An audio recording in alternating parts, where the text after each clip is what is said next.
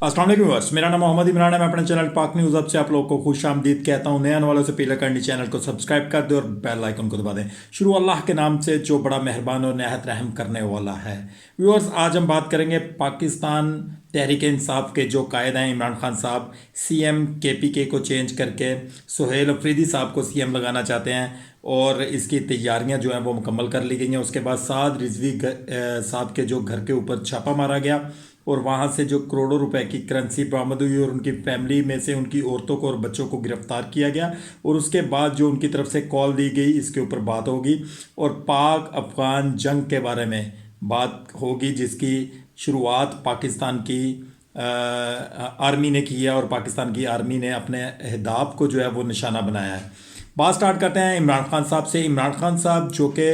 आप सब लोग जानते हैं 2.25 साल से अडयाला जेल के अंदर मुकीम हैं। आप ये कह सकते हैं कि इमरान खान साहब मुकीम है वहाँ के, क्योंकि इमरान खान साहब गिरफ्तारी के बाद चाहते तो कब के बाहर आ जाते, लेकिन इमरान खान साहब ने वहाँ अपना घर बनाना ज़्यादा मुनासिब समझा, बजाय इसके कि वो जरदारी या नवाज शरीफ बनकर बाहर आ जाते और अवाम के अंदर ये बात मशहूर की जाती कि इमरान खान साहब और नवाज शरीफ और जरदारी साहब में क्या फ़र्क है। लेकिन इमरान खान साहब ने तरजीह दी अडयाला जेल को अपना घर बनाने की और वहाँ पर बैठकर इमरान खान साहब ने सियासत को खेलना शुरू किया। फिर इमरान खान साहब के जो पुराने सीएम केपीके थे अली अमीन गंडापुर साहब ने 90 डेज़ का लाए अमल दे दिया अवाम को और मौजूदा इस्टेब्लिशमेंट को और मौजूदा गवर्नमेंट को कि हम लोग 90 दिन का आपको अल्टीमेटम देते हैं, अदरवाइज़ हम लोग इस्लामाबाद की तरफ मार्च करने की कॉल दे सकते हैं। इमरान खान साहब ने 87 डेज़ सीएम केपीके का इंतज़ार किया कि वो अवाम के साथ क्या करते हैं, या फिर वो कोई कॉल देते हैं या फिर दोबारा अवाम को ट्रक की बत्ती के पीछे लगाने की कोशिश करते हैं। लेकिन इमरान खान साहब ने इस दफ़ा सीएम केपीके को 87 डेज से ऊपर नहीं जाने दिया और उनको कहा कि आप इस्तीफ़ा अपना जमा करवाएं और नए वज़ीर आला केपीके सीएम केपीके का नाम सुहेल अफरीदी के नाम के तौर पर सामने आया और जिससे पीटीआई के कारकुनान के अंदर और पीटीआई की जमात के अंदर एक मज़ीद ताकत पैदा हुई। अगर आप लोगों ने देखा होगा कि पूरी इस्टेब्लिशमेंट, मौजूदा गवर्नमेंट और 13 जमातें मिलकर केपीके के अंदर सुहेल अफरीदी साहब को काम करने से रोक रही है। डीजीआईएसपीआर साहब की जो प्रेस कॉन्फ्रेंस थी परसों की, इसमें उन्होंने बताया कि हम लोग फ़र्द वाहिद का हुक्म नहीं मानेंगे, जबकि इमरान खान साहब का ये कहना है कि आप पाकिस्तान के जो फ़ौज है वहाँ पर आप एक ऑफिसर्स के तौर पर काम करते हैं और आप लोगों का काम है पाकिस्तान की हिफाजत करना, ना कि पाकिस्तान की सियासत के अंदर अमल दखल करना। इमरान खान साहब चूँकि ये बात बखूबी जानते हैं कि अगर इमरान खान साहब अपनी सियासत को आगे बढ़ाना चाहते हैं तो इमरान खान साहब को तमाम तर चीज़ों का सामना करना पड़ेगा और इमरान खान साहब को डट कर खड़ा रहना पड़ेगा। जो लोग ये कहते हैं कि हम लोग इस चीज़ को नहीं मानते कि सुहेल अफरीदी साहब को केपीके का वज़ीर आला लगाया जाए, जबकि दूसरी जानब जो पाकिस्तान तहरीक इंसाफ के पहले वज़ीर आला थे अली अमीन गंडापुर साहब, वो अपना इस्तीफ़ा गवर्नर साहब को जमा करवा चुके हैं और गवर्नर साहब जो हैं वो इस चीज़ को मानने के लिए तैयार नहीं है कि इस्तीफ़ा उनके पास पहुंच चुका है। जबकि कानून ये कहता है कि जिस वक्त एक सीएम इस्तीफ़ा देता है तो जो उस वक्त का मौजूदा गवर्नर होता है उसको ये बात बखूबी पता होती है कि वज़ारत आला से अगर किसी का इस्तीफ़ा आता है तो इस्तीफ़ा आने का मकसद ये होता है कि वो ऑटोमेटिकली वज़ारत आला से फारिग हो चुका है। तो इसमें इस चीज़ की ये बात करना लाजम नहीं होती कि आप लोग अगर इस्तीफ़ा जमा करवाएंगे भी तो उसकी मर्ज़ी है गवर्नर की, वो कबूल करे या ना करे, ऐसा कुछ नहीं होता। मेरे ख्याल से सुहेल अफरीदी साहब को कोई भी ताकत नहीं रोक सकती सीएम केपीके बनने से। अब आने वाले दिनों में पता चलता है कि अगर सुहेल अफरीदी साहब, जिसको प्रो तालिबान समझा जाता है और एंटी इस्टेब्लिशमेंट समझा जाता है, क्या उनको वज़ीर आला केपीके एक्सेप्ट किया जाता है या फिर इमरान खान साहब को इस चीज़ के ऊपर मजबूर कर दिया जाता है कि वो अपनी राय तब्दील करें और किसी और को नामजद कर दें। मेरा नहीं ख्याल कि इमरान खान साहब अपनी राय किसी के कहने पर तब्दील करेंगे। इमरान खान साहब को अभी तक का 12 दफ़ा अप्रोच किया जा चुका है نام کی تبدیلی کے لیے KPK کے وزیر اعلیٰ کے طور پر، لیکن عمران خان صاحب اس سے انکاری ہیں اور انہوں نے سہیل افریدی صاحب کا نام دیا ہے۔ آپ نے کچھ دن پہلے دیکھا ہوگا ایک جلسہ ہوا تھا KPK کے اندر، جس میں علی مین گنڈا پور صاحب کو گالیاں اور جوتے بھی پڑے تھے عوام سے، اور اس وقت سہیل افریدی صاحب کی تقریر میں انہوں نے کہا تھا کہ عمران خان صاحب کو چاہیے کہ وہ 24 نومبر کی ڈیٹ دے دیں، جناب کال دے دیں، جیسے 26 نومبر 2024 کے اندر عوام کے ساتھ ہوا، تو وہ دوبارہ سے وہ چاہ رہے ہیں کہ عمران خان صاحب جو ہے وہ 24 نومبر کی کال دیں، اور اس دفعہ وہ خود اس سارے معاملے کو لیڈ کریں گے۔ اب دیکھتے ہیں کہ عمران خان صاحب کوئی ایسی کال دیتے ہیں کہ پاکستان کے نظام کو بہتری کی طرف لانے کے لیے، یا پھر عمران خان صاحب ابھی دیکھتے ہیں کہ اونٹ کس کروٹ بیٹھتا ہے۔ اچھا، دوسری جانب جناب آپ لوگوں نے دیکھا کہ سعد رضوی صاحب جو ہیں ان کو چابی دی گئی، اور چابی دینے کے بعد جناب انہوں نے اناؤنس کر دیا کہ وہ مارچ کریں گے اسلام آباد کی طرف، اور اقصی مارچ کے نام سے انہوں نے یہ مارچ سٹارٹ کیا۔ اور جس وقت انہوں نے یہ اعلان کیا تو اس وقت لاہور کے اندر ان کی موجودہ مسجد کے اوپر حملہ کیا گیا، اور وہاں پر 1 سے 2 لوگوں کو شہید کر دیا گیا پولیس کی طرف سے، اور ان کے گھر کے اوپر ریڈ کیا گیا، اور وہاں سے کروڑوں روپے کی نقدی برآمد ہوئی۔ اب یہ کہنا آپ کہہ سکتے ہیں کہ یہ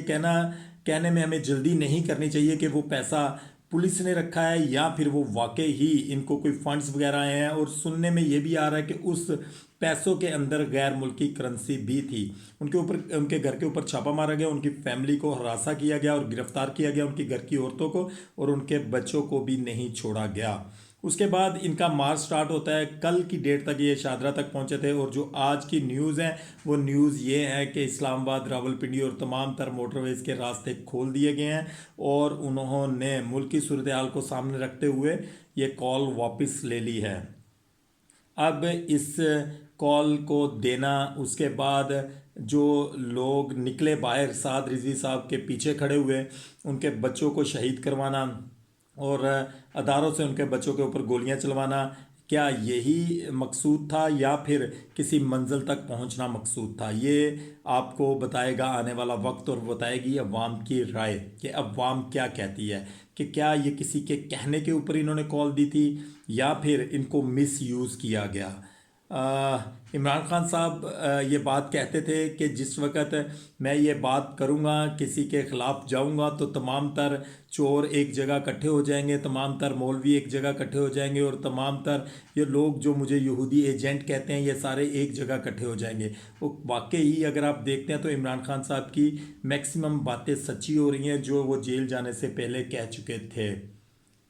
پاکستان اور افغانستان کے درمیان جو جنگ جاری ہے اس وقت، پاکستان نے آج سے 2 دن پہلے افغانستان کے اوپر حملہ کیا، اور بڑا ہی مؤثر قسم کا یہ حملہ تھا، اور پاکستان نے وہاں پہ ٹارگیٹڈ آپریشن کیا، اور پاکستان کی ایئر فورس نے اس میں حصہ لیا۔ اور اس کے بعد کل کی ڈیٹ کے اندر افغانستان اور پاکستان کے درمیان کشیدگی بڑھی۔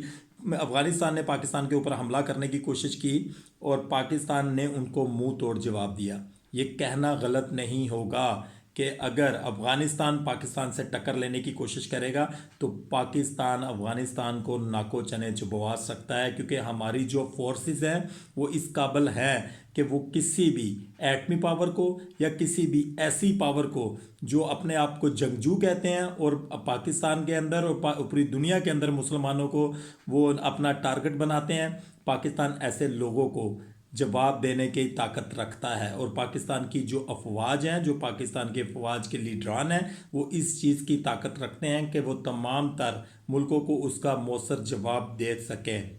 پاکستان کو اس وقت دعوت دی گئی کہ آپ سیز فائر کر دیں، ہم لوگ دوبارہ اس کے اوپر جنگ نہیں جاری رکھنا چاہتے، لیکن پاکستان نے وہ چیز ماننے سے انکار کر دیا، مسترد کر دیا کسی ایسی آواز کو جو یہ چاہتی ہے کہ جناب آپ نے افغانستان کے اوپر حملہ کیا اور افغانستان نے الٹا آپ کے اوپر جوابی کارروائی کرنے کی کوشش کی، اور اس کے بعد آپ کو چاہیے کہ آپ خاموش ہو جائیں، لیکن پاکستان کی جو لا انفورسمنٹ ایجنسیز ہیں اور پاکستان کی جو اسٹیبلشمنٹ ہے انہوں نے اس چیز کو مسترد کر دیا، اور وہ کہتے ہیں کہ حملے جاری رہیں گے اور ہم اب گھس کر ماریں گے۔ اب دیکھتے ہیں کہ یہ جو جشن انڈیا افغانستان کے ساتھ مل کر منا رہا ہے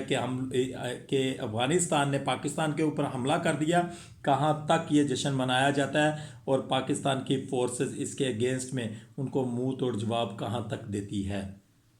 پاکستان کی معیشت جو اس وقت جناب ڈی ریل ہوئی ہے، جبکہ دوسری جانب اگر آپ دیکھیں تو نون لیگ اور موجودہ اسٹیبلشمنٹ کا یہ کہنا ہے کہ پاکستان اس وقت پاکستان جو ہے وہ پاکستان کی ترقی جو ہے وہ آسمانوں کو چھو رہی ہے۔ یہ تمام تر جھوٹے دعوے جو کیے جا رہے ہیں یہ صرف اس لیے کیے جا رہے ہیں کہ عوام کسی لیڈر کے ساتھ مل کر یا عوام اکیلے اپنے حق کے لیے باہر نہ نکل آئے۔ پاکستان کے علاوہ اگر آپ دیکھیں نیپال کے اندر، سری لنکا کے اندر، بنگلہ دیش کے اندر اور کافی ایسے ممالک ہیں جہاں پر انقلاب آیا اور عوام کھڑی ہوئی اور عوام نے اپنا حق لیا، چھینا اور وہاں کے حکمران کو وہاں سے مار بھگایا۔ اب دیکھتے ہیں کہ پاکستان کی عوام کب اپنے اقتدار کو، یعنی کہ عوام کا جو اقتدار ہے، ایک تو اقتدار وہ ہے جس کے اوپر یہ لوگ قابض ہیں، جو فارم 47 کی گورنمنٹ قابض ہے، ایک وہ اقتدار جو عوام کا اقتدار ہوتا ہے، یعنی کہ جو 8 فروری کو الیکشن ہوا تھا جس کے اگینسٹ میں پی ٹی آئی کو عمران خان صاحب کو پرائم منسٹر ہونا چاہیے تھا اور ایسا نہیں ہوا تھا اور اب ہماری عوام دوبارہ جا کے اپنے گھروں میں بیٹھ گئی تھی۔ اب آپ دیکھیں کہ کب پاکستان کی عوام نکلتی ہے اور اپنا حق حاصل کرنے کی کوشش کرتی ہے۔